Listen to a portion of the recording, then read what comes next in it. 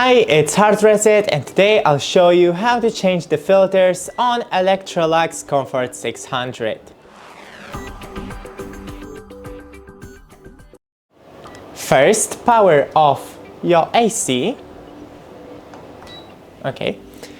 And unplug it when the lid closes. Okay, it's unplugged. Now, flip it, not flip it, just rotate it. And here are two filters, one here and one here. So, take off the first lid. Here you can change this filter and clean this. Now we plug it inside.